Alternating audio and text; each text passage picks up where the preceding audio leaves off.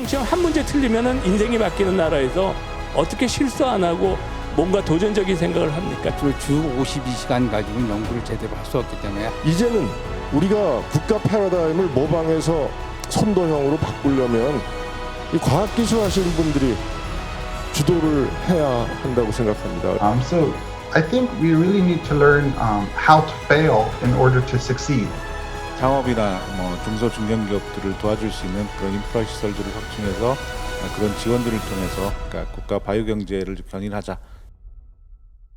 네, 안녕하십니까. 저는 서울경제신문 고강본 선임기자입니다. 반갑습니다, 여러분.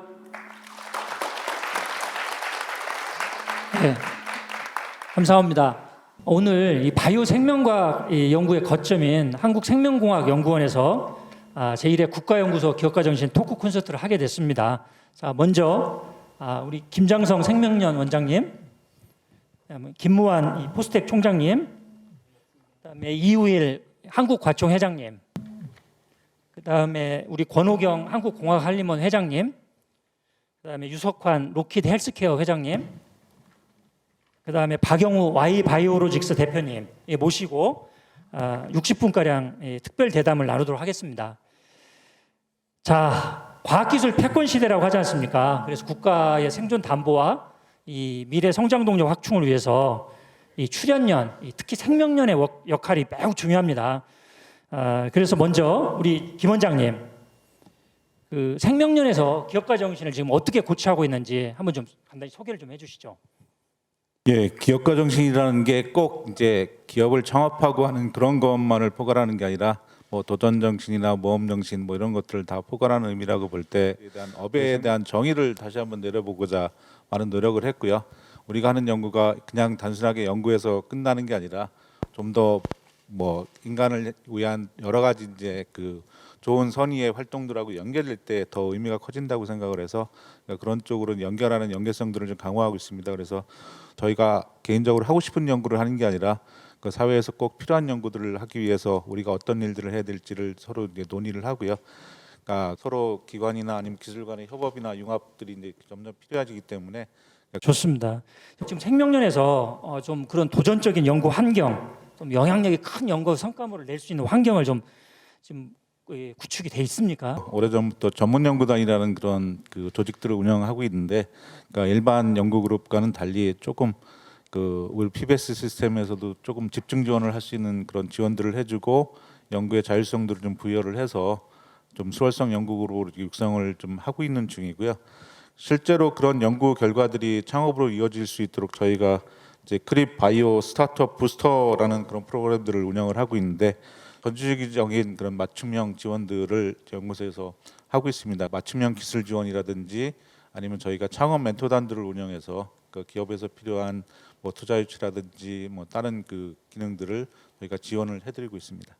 제가 알기로는 생명연이 PBS 비중이 한 40% 정도 되죠, 지금? 네, 그렇습니다. 그게 어떻게 우리 연구자들 연구 환경에는 어떤 또 영향을 미치고 있나요, 그게?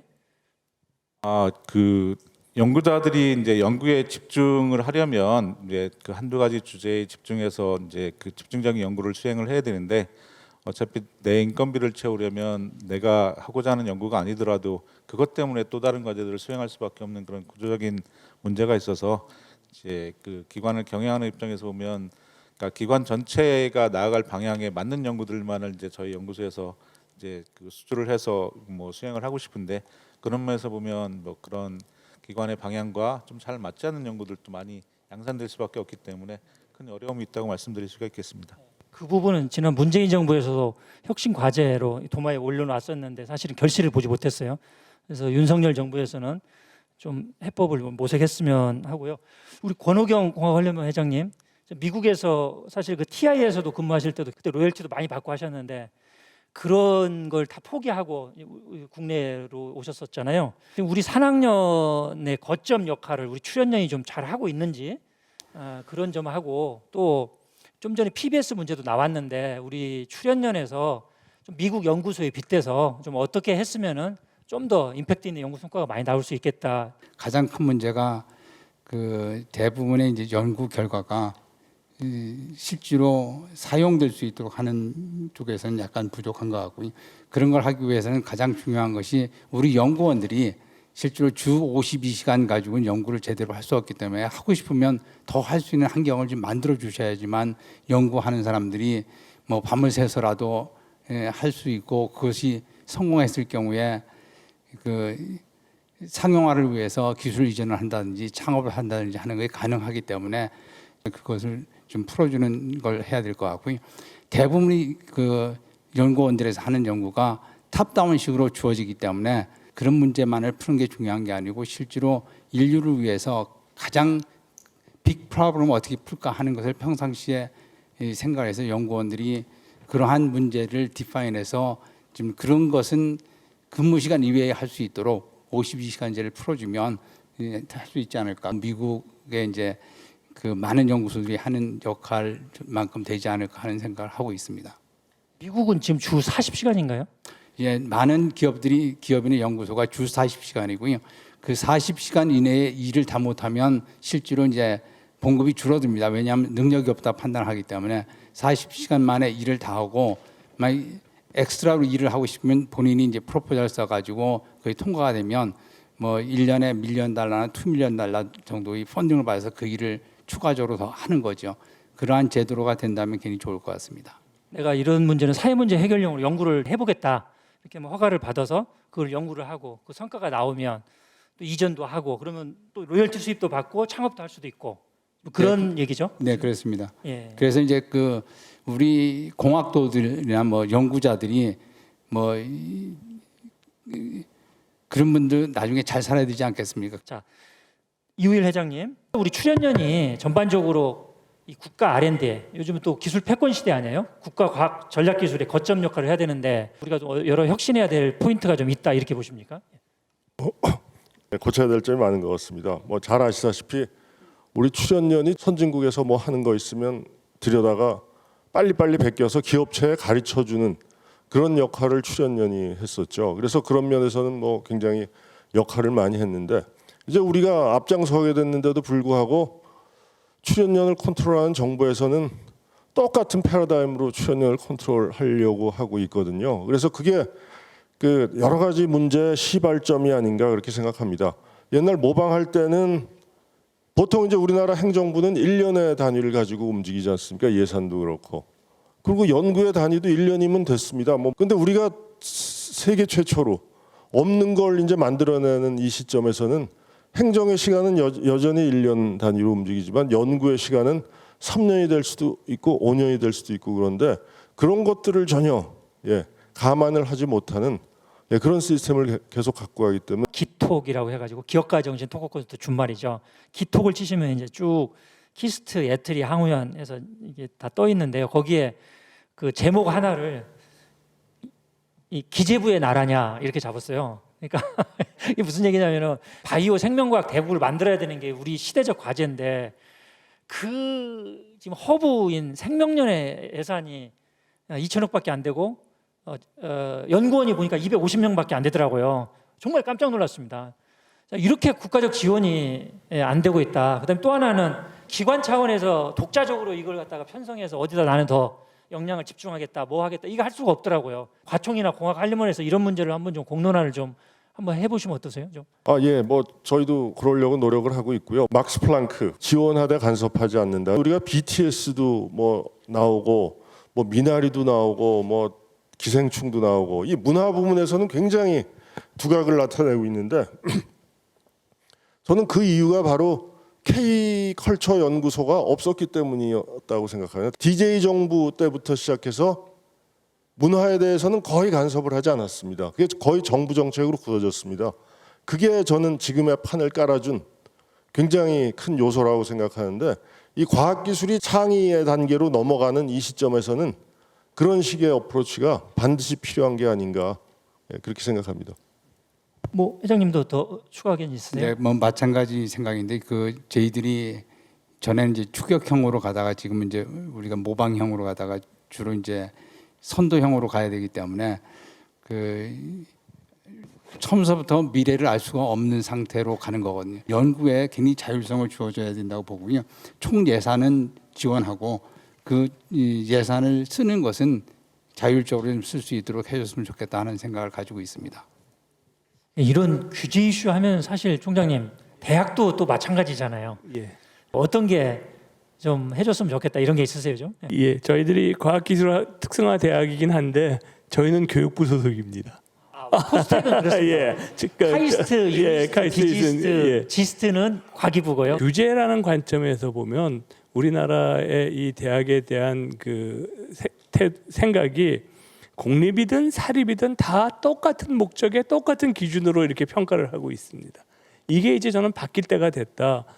공립은 당연히 국가 목적에 따라서 국가가 원하는 그리고 사회가 원하는 방향에 의해서 조율돼야 되지만 사립은 각자가 만들어진 고유 목적이 있습니다. 권학 이념이라는 게 있어요.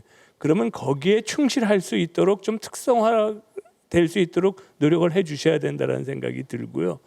뭐 규제에 관련돼서 저도 이제 요 앞에 있는 기관에서 한 3년 일을 해봤었는데 또 가장 어려운 것 중에 하나가 안전 문제가 있습니다. 이게 우리나라는 건물의 온도를 국가가 관리합니다. 여름에 몇 도 이상 돼야지만 에어컨을 켜라 그렇게 하시잖아요. 이게 굉장히 답답한 노릇입니다. 적어도 이 국가 연구소 안에 규제 프리 건물을 하나 만드시면 안 되나. 거기에 들어가는 거는 본인이 원해서 들어가고 거기에는 52시간 근무 그런 규제도 안 받고 그 룸 템퍼레처 컨트롤도 안 받고 그다음에 안전에 관련된 것도 정말 안전에 관련되지 않은 뭐 이렇게 귀찮은 규제도 안 받고 원장님이 좀 저기에 대한 규제는 좀 단독으로 할 수 있는 그런 프리존 같은 것들이 좀 있어야지만 제대로 놓고 연구를 할 수 있겠다라는 생각이 많이 듭니다. 그래서 뭐 대학도 마찬가지고요. 예. 좋습니다. 말씀 나온 김에 포스텍은 지금 카이스트랑 함께 의대 신설을 추구하고 있잖아요. 예. 의과학자 양성이라든지 이걸 추구를 하고 계시고 또 포항 자체가 바이오 도시로 지금 거듭나려고 하고 있잖아요. 그런 상황에서 지금 대전이 일단은 또 바이오 도시로서 많이 자리매김하고 있고 같이 포항하고 또 대전하고도 같이 뭔가 협업할 부분도 많이 있을 것 같고요. 좀 어떠세요? 좀 저희 나라에 있는 모든 거 다 합쳐도 미국의 보스턴에 있는 그 연구 능력 따라가기 쉽지 않을 걸요. 그래서 이게 뭐 서로 경쟁하도록 자꾸 가끔 만드시는데 저는 그건 굉장히 잘못됐다고 보고요. 뭐 포항은 포항대로 가지고 있는 강점이 있습니다. 일단 가속기를 쓴 경험이 오래되다 보니까 저희들이 세포막 단백질 구조라든가 이런 것들을 굉장히 잘 볼 수 있고요. 저희 대학 교수님들이 지금 290명인데 제가 얼마 전에 조사를 해봤습니다. 바이오 헬스 관련 연구를 하시는 분이 110분이에요. 기계공학과는 인공장기 만드시는 교수님들 몇 분 있고요. 머티리얼과에서는 바이오 컴패티블 머티리얼 개발하시는 분들이 많고요. AI 뭐 당연히 메디컬하고 많이 연관되어 있고요. 화학, 생명 굉장히 많아서 제가 카운트 해보니까 110분이 넘더라고요. 그렇다면은 이제는 우리나라 앞으로의 산업에 적어도 한 3분의 1은 바이오 헬스 쪽과 릴레이트 될 거다라는 생각을 갖고 있고요. 그런 관점에서 보면 저희가 가지고 있는 강점, 생명연이 가지고 있는 강점, 또 대전이 가지고 있는 강점이 잘 융합되도록 같이 하는 게 필요한 거지. 작년에 했던 것 중에 가장 대표적인 게 램 센트럴 그 공모였죠. 서로 경쟁하게 만들지 않습니까? 그런 것들이 앞으로는 좀 국가 그 과제에서 서로 협동하고 협조할 수 있고 함께 갈 수 있도록 제도나 이 정책이 바뀌었으면 좋겠습니다. 맞습니다. 그 보스턴이었죠? 그 랩 센터를 우리가 지금 예. 벤치마킹 했던 게 예. 바이오 클러스터. 그래서 작년에 주로 여러 곳이 경쟁을 했지만 송도로 갔었죠. 경쟁시켜서 어디 하나를 주는 것보다는 좀 같이 협업할 수 있는 그런 문화 시스템을 만들었으면 좋겠다 이런 말씀이신 거죠, 총장님? 예. 예, 좋습니다. 그리고 우리 박영호 Y바이오로직스 대표님은 그 전에 LG생명과학 네. 예. 계시다가 또 여기 생명연에서 한 10여 년 근무하셨었죠. 그럼 창업하셔가지고 이제 코스닥 상장도 앞두고 네. 있잖아요. 좀 네. 뭐 해주고 싶은 얘기가 있습니까? 좀? 네, 저는 그냥 그 LG생명과학에서 사실은 이제 20년 연구소에서 근무하고 그 중에 14년은 이제 미국에 있었습니다. 그리고 돌아와서 좀 있다가 다시 이제 기회가 돼서 생명연에서 2005년서부터 15년까지 했다가 이제 창업을 했는데 그 기업 DNA가 이제 처음부터 묻어 있었는데 연구원에 와서 이렇게 보니까 제가 이제 조금 좀 제안을 드리고 싶은 거는 페이퍼를 예를 들어서 써야 되니까 남이 안 하는 일을 주로 하시는 분들도 있거든요. 그런데 이제 저 기업에 있을 때는 목표가 뚜렷해서 대기업에다 즉 빅파마죠. 저희 그 고객은 빅파마이기 때문에 빅파마에다 기술 이전이 목표이기 때문에 정면 돌파를 해야 되는.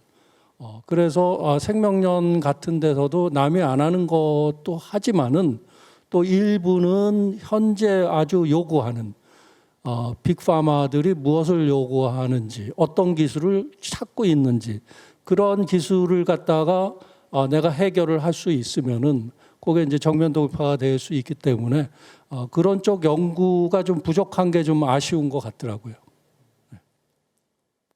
후배 여러분들 선배 얘기 잘 들으셨습니까? 예, 감사합니다. 자, 그러면은 우리 이 유석환 이 로켓 헬스케어 사장님이 그 전에 이제 대우차 폴란드 법인 CEO도 하시고 그 셀트리온 헬스케어 사장도 하셨거든요. 우리 목표는 같잖아요. 바이오 생명과학 대국을 만들어야 된다. 네. 예, 또 출연연에 와서 보셨는데 그 좀 어떠세요? 출연연을 좀 어떻게 해줬으면은 정말 같이 산학연이 시너지가 날 수 있겠다. 우선 저는 또 창업이라고 해서 인공장기 하는 쪽을 하게 됐습니다. 근데 그 배경을 보면은 셀트리온 때 전 세계에 임상을 제가 많이 했고 약상수를 많이 했는데 그때 깨달은 게 딱 하나입니다. 앞으로는 바이오의 시대인데 그 이유는 딱 하나입니다. 전 세계적으로 제가 보기엔 사람은 오래 살고 정부에 돈은 없고 한국도 의료 헬스케어 코스트가 GDP의 10몇 %인데 곧 15%가 되니까 그 비용을 충당할 만한 솔루션을 바이올로지가 큰 짐을 져야 된다. 그러지 않으면 국방비보다 더 많은 그런 거의 대표 산업, 대표 연구소가 저는 생명연이라고 보고 있습니다. 돈과 명예가 주어져야 된다고 생각하고 그다음에 두 번째는 어떤 그러한 융합한 프로젝트에 대한 성과 인센티브가 주어져야 된다고 생각을 하고 그다음에 여기서 무슨 창업을 한다는 게 쉬운 일이 아닙니다. 여러분은 CTO만 하고 나중에 CFO나 기술만 제공해서 거기서 큰 돈을 벌 수 있는 그런 플랫폼이 만들어져야 된다고 생각을 하고 마지막으로는 저희는 하버드나 뭐 보스턴 쪽하고 굉장히 뭐 긴밀한 협조를 하고 있듯이 여기도 뭐 한 3개월에 한 번씩은 많은 사람들이 젊은 사람들이 나가서 그런 쪽에 많은 저거를 해야 된다고 생각합니다. 그래서 결론적으로 첫 번째 해야 될 것은 여기 연구원들의 어떤 수단과 방법을 통하든 월급을 올려야 된다 하는 게 저는 첫 번째 여기 와서 말씀드리고 싶은 포인트입니다. 야, 이럴 때 박수가 안 나오면 안 되죠. 우리 출연연 연구원들의 격려가 되는 그런 말씀이었고요. 예. 이렇게 산학연 협력 좀 잘 해주시기 바랍니다. 네. 자, 그렇다면은 우리 25개 과학기술 출연연을 관장하는 이 김복철 국가과학기술연구회장님을 이사장님을 화상으로 한번 연결을 해볼게요. 우리 출연연 연구원들이 좀 기업가 정신을 갖고 좀 도전해서 임팩트 있는 연구 성과물을 좀 내고 산학연의 거점 역할을도 좀 잘 하고 있다. 이렇게 보시는 거예요? 지금 저희가 보면은 저희가 1년에 기술 이전이 1년에 한 3천 평균 한 3,800건 정도 되거든요. 취재진 입장에서는 지금 열심히 굉장히 노력을 많이 하고 있고요. 그 이전보다도 최근 한 몇 년 동안에 여러 가지 실적들이 굉장히 많이 좋아지고 있습니다. 최근에 보면은 저희가 1년에 기술 이전 건수가 한 평균 한 3,800건 정도 되고 있고요. 지난 한 5년 동안에 그 출연연들이 창업한 기업이 총 241개입니다.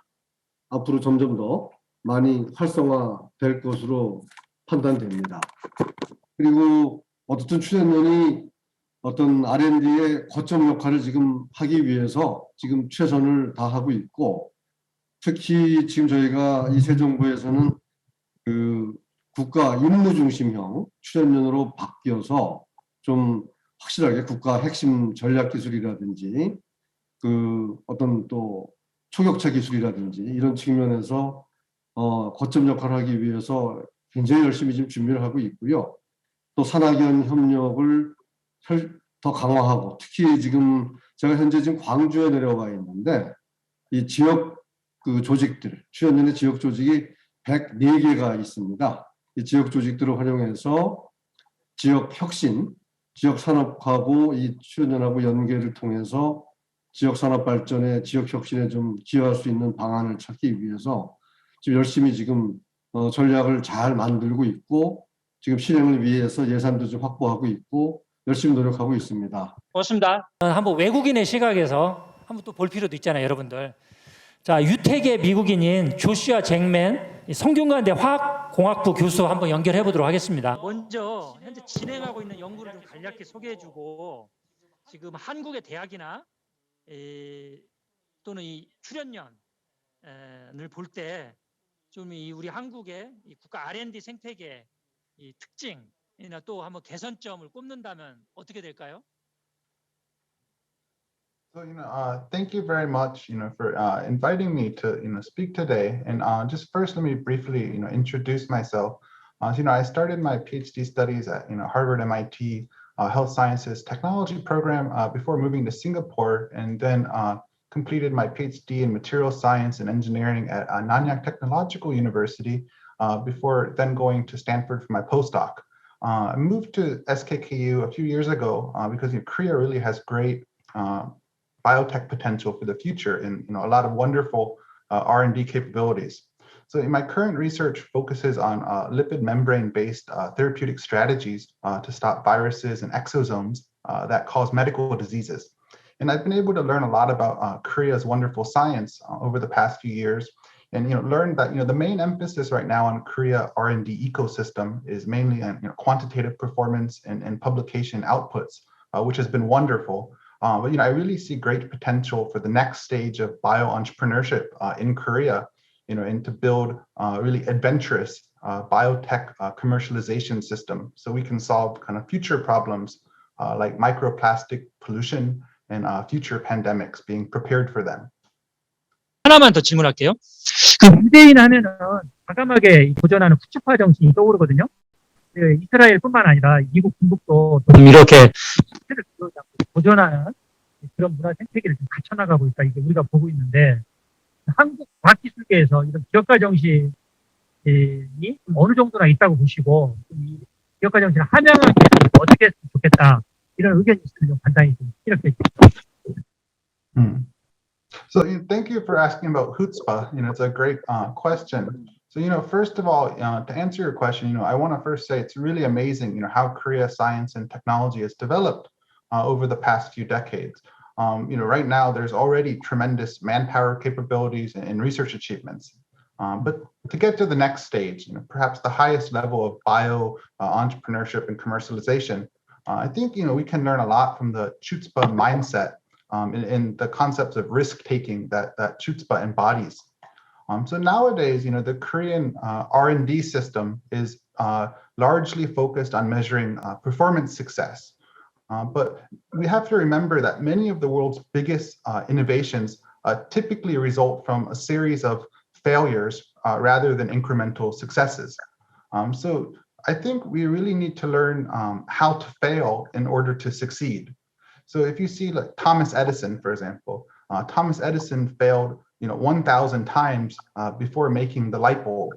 And those failures were very important because they taught him how to succeed. And I think the second thing is for Korean universities to really keep building strong and sustainable international R&D networks, not only for scientific research and paper publishing, but also for technology commercialization and educational platforms with global universities and companies. Thank you. 우리 조슈 교수에게 박수 한번 보내주십시오, 여러분. 예.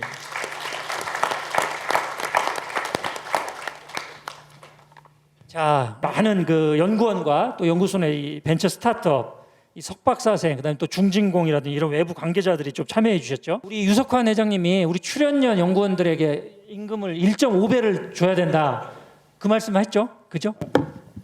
예, 저는 그렇게 자, 믿습니다. 이 얘기에 대해서는 어떻게 생각하세요, 여러분? 자, 어떻게? 제가 생각할 때는 일률적으로 1.5배를 다 줄 수는 없고요, 현실적으로. 하나 첨언해도 됩니까? 1.5배를 주고 거기에서 그거 10배 못 버티는 분들은 나가야 된다고 생각합니다. 예, 굉장히 큰 화두를 던져주셨거든요. 사실은 우리 기업형으로 해서 잘하는 사람에게는 1.5배든 2배든 3배든 주는데 대신 성과를 내야 된다 이거죠. 못 내면은 이제 거기에 대해서 그걸 감수를 해야 된다. 어떻게 이런 식으로 한번 이런 출연연의 어떤 인력 운용이 가능한 거예요, 원장님? 어떠세요? 그런 운영들이 현재 상태에서는 뭐 가능한 부분이 많이 없을 것 같은데 사실은 그 경쟁이라는 요소들이 조금 도입이 돼서 R&D나 이런 것들도 조금 더 이제 지금보다는 그 좀 성과를 더 낼 수 있는 그런 구조로 바뀌려면 그런 경쟁 요소들이 좀 들어와야 된다고 생각은 합니다. 예. 그렇게 하려면 어떻게 해야 되는 겁니까? 그러니까 지금보다 이제 출연연이 해야 될 일이나 이런 거에 대한 그 분명한 미션이나 성과 목표들이 잘 설정이 되고 그걸 자율적으로 할 수 있는 그런 구조가 돼야 그 자기들이 이제 자율적으로 한 일에 대한 책임도 같이 질 수 있는 거잖아요. 근데 그게 외부에서 지정된 목표나 이런 것들을 달성하는 구조로 되면 사실은 그런 것들을 이제 좀 책임이라는 면에서 그런 것들을 지울 수 있는 구조가 안 되니까 그런 구조적인 문제들이 먼저 선결이 좀 돼야 될 거라고 생각을 합니다. 그러니까 문재인 정부에서 R&R 소위 Role and Responsibility인가요? 실제 그 부분이 어떻게 뭐 생명연이나 이런 출연연에서 좀 뿌리 내리고 있는 거예요? 자리 잡은 거예요? 예. 예, 저희 생명연은 이제 외부에 계신 분들이 볼 때 그 바이오의 굉장히 많은 다양한 분야를 다 커버를 하는 그런 연구소였기 때문에 도대체 너네는 뭐 하는 연구소냐는 게 이제 가장 그 많이 듣는 그 질책 중에 하나였는데 저희가 그 기관의 R&R을 정립을 하면서 이 기관에서 꼭 해야 되는 일들을 좀 집중적으로 4가지로 좀 선택을 했거든요. 그 4가지를 좀 한번 소개를 해주시죠. 예, 첫 번째가 이제 국민의 건강한 삶을 위한 바이오 의학 원천 기술 개발이고요. 두 번째가 그 풍요로운 미래를 위한 바이오 소재라든지 뭐 이런 그 합성생물학 원천 기술 개발, 그리고 세 번째가 국민생활 문제 해결형 연구들을 그 개발을 하고요. 마지막이 이제 오늘 그 주제인 이런 창업이나 뭐 중소 중견기업들을 도와줄 수 있는 그런 인프라 시설들을 확충해서 그러니까 그런 지원들을 통해서 그러니까 국가 바이오 경제를 견인하자. 그 4가지 목표에 대해서 합의가 이루어진 거잖아요. 그럼 네. 이루어진 거면 거기에 있어서 잘하는 사람은 대우를 많이 해주고 못하는 사람에게는 더 잘할 수 있도록 만들어주고 이렇게 해야 되는 거잖아요. 네. 근데 왜 인력 운영에 자율권이 없습니까 이게? 저희 기관에서도 사실은 그런 부분들을 이제 인센티브라든지 아니면 뭐 여러 가지 우수성과 보상 제도나 이런 것들을 통해서 유도를 좀 하는 방안들이 있긴 한데 이제 그게 아주 큰 이제 그런 모티베이션을 유발할 정도의 큰 유혹이 되지는 않으니까요. 그런 부분들을 좀 더 강화했으면 좋겠다는 생각이 좀 많이 듭니다. 우리 출연연 역할이 정말 중요한데 그게 왜 그러냐면은 지금 전 세계가 지금 어떻게 보면 기술 패권 시대잖아요. 또 여기다가 극심한 또 지금 물가 폭등이나 경기 둔화로 좀 몸살을 앓고 있다 이 말이죠. 그 얘기는 결국 우리 잠재 성장률이 많이 훼손당하고 있는 건데 그런 측면에서 우리 과학기술 강국을 좀 만들어야 되는데 좀 어떤 게 좀 시급히 필요하다. 이 윤석열 정부에서는 한번 이런 말씀을 좀 한번 해주시죠. 자, 먼저 한번 회장님께서 한번 특히 산업 경쟁력 향상을 위해서는 어떻게 했으면 좋겠다. 저희들이 작년 말에 담대한 전환이란 책을 냈습니다. 그래서 그 책에도 많은 것이 포함되어 있는데 우리 산업 중에서 잘 나가는 산업은 더 잘 나갈 수 있도록 우리가 초격차를 유지할 수 있도록 하는 것이 굉장히 중요하고요. 그 다음에 이제 그 새로운 기술이 사업화가 될 수 있도록 그 잘 이제 국가가 서포트하고 제도를 좀 만들어서 초격차 산업으로 갈 수 있을까 하는 노력을 좀 해야 되고 선도형으로 그러다 보니까 연구원들이 자세가 좀 바뀌어야 되거든요. 전 뭐 연구원뿐만 아니라 이제 대학, 뭐 기업체 다 마찬가지로 이제 그런 연구원들이 자세가 좀 바뀌어서 할 수 있도록 하는 노력을 좀 했으면. 지금 총장님 그 바이오 분야가 뭐 반도체다, 자동차다, 화학 이거 합친 것보다 뭐 크다는 얘기도 있고 바이오 분야가 이 고령화 시대를 맞아서 세계적으로 이게 시장이 엄청나게 커지고 있다는 그런 얘기잖아요. 그래서 지금 포스텍도 그래서 지금 의대를 만들려고 하고 있는 거고. 예. 저는 이렇게 이야기합니다. 건강하게 오래 살겠다는 꿈을 실현하는 게 5차 산업이 될 거다. 이렇게 저는 생각합니다. 그러면 지금 병원을 포함한 바이오 헬스 산업의 작년 매출액이 얼마냐 봤을 때 이게 병원을 포함하고 안 하고 있기 때문에 많은 차이가 있습니다. 근데 병원까지 포함하면 1경 3천조쯤 됩니다. 그 중에 우리나라의 매출액은 한 200조쯤 되는 것 같아요. 1.5%. 그렇다면은 우리가 병원도 러시아, 중국을 포함해서 많은 사람들이 한국으로 올 수 있게 얼마든지 만들 수 있고, 그러기 위해서는 우리만의 독창적인 R&D 결과물들이 많아야 되는데 없다는 거죠. 그러니까 우리가 R&D를 할 수 있는 바이오 결과물과 환자를 연결할 수 있는 사람들을 키우고 싶다 그래서 저희는 그 R&D를 할 수 있는 의사들을 좀 키워볼 시스템을 갖추자라고 계속 주장하고 있는 거고요. 우리는 어떻게 이 기업가 정신을 가질까? 저는 근본적으로 바꾸시려면 생각하는데, 우리 고등학교 때까지 교육 바꾸셔야 돼요. 고등학교 졸업할 때까지 뭐 합니까? 실수 안 하는 것만 디립대 가르치잖아요. 수능 시험 맞게 하려고. 수능 시험 한 문제 틀리면은 인생이 바뀌는 나라에서 어떻게 실수 안 하고 뭔가 도전적인 생각을 합니까? 이런 사람들을 대학에 데리고 와가지고 야, 너 실패해도 괜찮아, 한 문제 틀려도 괜찮아 해서 일반적인 전 세계적으로 보면 일반적으로 도전할 수 있는 사람으로 바꾸는데 정말 힘듭니다. 그래서 정말 우리가 기업가 정신을 갖추고 싶다면은 실수 안 하는 교육을 하고 있는 우리 교육 시스템부터 좀 손 봐야 된다로 저는 이야기를 끝내고 싶습니다. 아, 박수 보내시는데요. 100% 공감입니다. 자, 이 회장님, 네. 지금 기술 패권 시대 국가 전략 기술을 정말 키워야 되잖아요. 그게 우리 이제 생존 방안이고 또 미래 성장 동력을 확충하는 방안인데, 교육부다 뭐 과기부다 뭐 다 반도체 쪽으로만 신경을 쓰는 것 같아요. 왜냐하면 대통령이 계속 반도체 얘기밖에 안 하잖아요. 후보 시절하고 인수위 때하고 지금까지. 근데 이 바이오라든지 이 사실은 다른 국가 전략 기술도 많이 있거든요.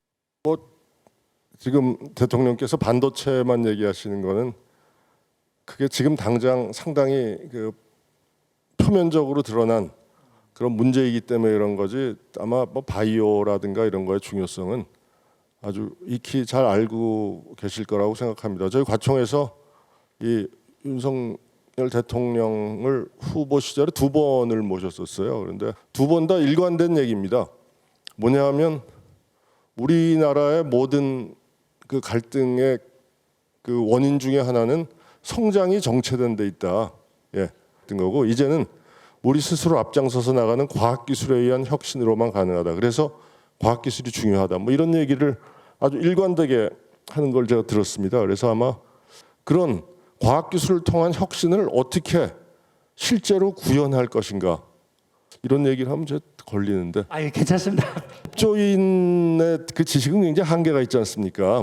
과학기술이 어떻게 작동되고 과학기술의 혁신이 어떻게 일어나는지 그 구조를 잘 알 수가 없죠. 저희가 법에 대한 지식이 없듯이 그건 마찬가지입니다. 그걸 탓할 수는 없습니다. 그런데 그 전문가 여러분들께서 그걸 계속 투입을 해서 그 생각을 좀 바꿔주셔야 되는데, 문제 중에 하나는 과학기술 하시는 분은 자기 분야에만 빠져서 그런 거를 얘기하는 거를 상당히 꺼려하세요. 근데 이제는 우리가 국가 패러다임을 모방해서 선도형으로 바꾸려면 이 과학기술 하시는 분들이 주도를 해야 한다고 생각합니다. 그래서 의견을 개진을 하고 자꾸 얘기를 하고 요구를 하고, 그래서 그게 실현되도록 만들어야지, 가만히 있으면 아까 말씀하신 기재부의 나라라 그러셨나요? 네, 맞습니다. 그렇게 또 갑니다.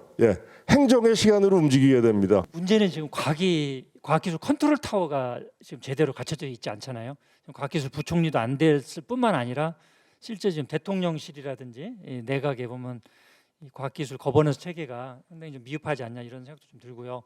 그 다음에 반도체 외에도 사실 우리가 2차 전지다, 배터리다, 5G다, 6G다 이런 약간 선도형 국가 전략 기술이 있고, 또 수소, 또 AI, 첨단 로봇, 사이버 보안 이런 경쟁형 국가 전략 기술이 있고, 또 우리 첨단 바이오, 양자, 우주 같은 약간 추격형 국가 전략 기술이 있습니다.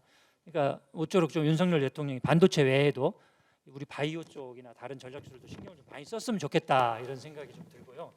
지금 우리 총장님 또 회장님 다 집권 이후에 대통령 다 만나셨잖아요. 뭐 한 말씀씩 좀 해주십시오. 네.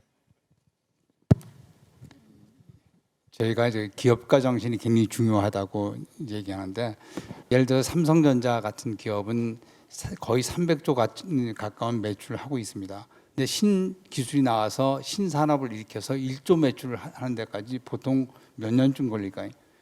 그 1조 매출하는 데까지 이거 10년쯤 걸립니다. 그럼 대기업에서 새로운 산업을 만들기가 엄청 힘들거든요. 그 10년 걸려봐야 1조 하는데 300조 하는 회사에서 1조 매출한다 누가 들여다 보겠습니까? 그래서 이제 그런 것 때문에 이제 이 벤처를 키우면 벤처는 굉장히 역동적으로 돌아가기 때문에 빠른 시간 내에 뭐 1조를 만들어서 20조를 만들어서 M&A를 시켜서 큰 기업들이 더 융성할 수 있도록 하는 밑거름이 되기 위해서 우리가 이제 벤처를 강조하는 거거든요. 미국의 실리콘밸리가 그래서 돌아가는 거고요.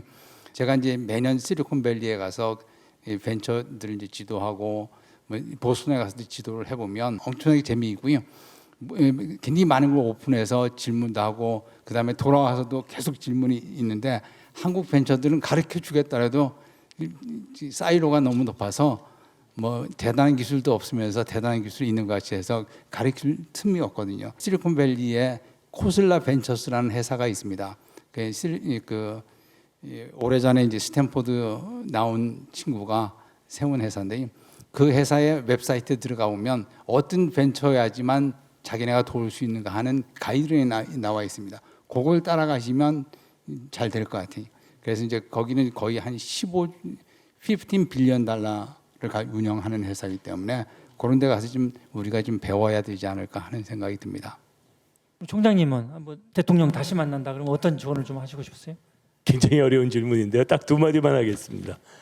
과학 분야가 하나가 아니다. 굉장히 다양한 분야가 있다. 그러니까 과학 분야의 다양한 사람들을 다 만나셔라 라는 게 첫 번째고요. 두 번째는 그분들을 만나실 때 자기 분야에 대해서는 절대 이야기하지 말고 자기 분야 나머지 분야에 대한 의견을 좀 들어라 라는 이야기를 하고 싶어요. 우리나라가 여태까지 과학기술 분야에 어떤 분을 이렇게 임명을 하면 그분이 그 분야만 이렇게 융성을 합니다.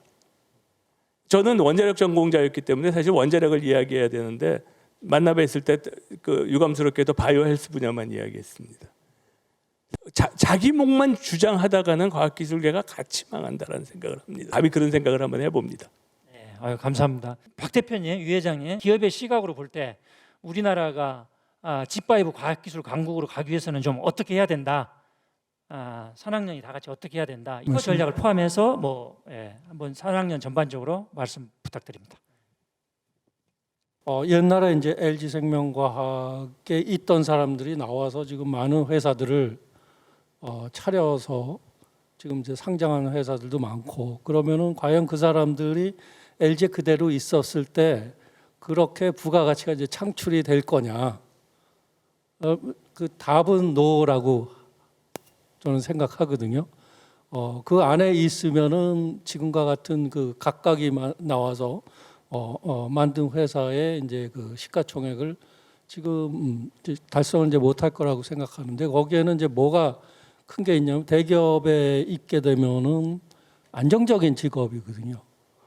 그런데 이제 나와서 일을 하게 되면은 자기 창의력에 따라서 얼마든지 보상을 받을 수가 있는 시스템이기 때문에 그래서 열심히 이제 하기 때문에 이제 그런 것 때문에 총합이 나중에 이제 그 큰 차이가 나게 되거든요. 그래서 저는 이제 그 출연연이나 이런 데서도 그런 시스템이 가능할지 모르지만은 그 업적을 달성을 했을 때 보상이 충분히 이루어지면은 하지 말라 그래도 이제 그 열심히 이제 하고 창의적인 일을 할 거라고 생각합니다. 네, 감사합니다. 유 회장님. 현재 상태에서 신약을 개발해서 할 수 있는 건 라이센스 아웃밖에 없는데 그거 팔아봐야 크게 돈 되지 않습니다. 그게 제가 깨달은 거고 그래서 제가 이 벤처를 만들 때는 융합해서 하면 뭐 남들이 안 한 분야가 좀 있지 않겠냐. 그래서 저희 쪽에서 하는 거는 인공장기인데 제일 중요한 부분이 AI입니다. 그래서 상처를 찍으면 자동으로 왜냐하면 그걸 모델링 하는데 30분씩 걸리면 뭐 얘기가 안 되니까 AI로 없던 기술이지만 하여간 카네기 멜론에 있는 친구 불러가지고 개발했고 그다음에 3D 프린터를 바이오로 바꿨고 그다음에 뭐 리제네이션 니치 어쩌고 저쩌고 하는데 그래서 저는 1대1로 붙어가지고 우리가 뭐 전 세계 미국이나 유럽의 이 기본 테크놀로지 이길 수 있는 가능성은 별로 없지만 그것을 융합해서 무언가를 만들면 거기에 새로운 영역이 만들어진다. 그래서 저는 방향을 잡았던 게 그런 바이오 프린터를 가지고 장기 재생하는 애들은 별로 없다. 이게 첫 번째로 봤던 거고요. 두 번째로 바이올로지에서 제일 중요한 거는 허가 비용입니다. 그 세프티와 에피카시를 증명하는 비용이 어마어마합니다. 기술이 중요한 게 아니라 마켓이 중요하고 두 번째는 허가 비용을 어떻게 하면 낮출 거냐. 그거에 대한 전략이 있어야 뭐가 되고 맨 마지막으로 해야 될 게 거기에 마켓도 크고 경쟁자도 없고 그다음에 허가 비용도 이런 식으로 해서 낮추겠다는 전제하에서 맞는 기술을 만들면 저는 이 바이오를 가지고 G5 할 수 있는 그런 오퍼튜니티가 있지 않나 이렇게 생각을 합니다. 감사합니다.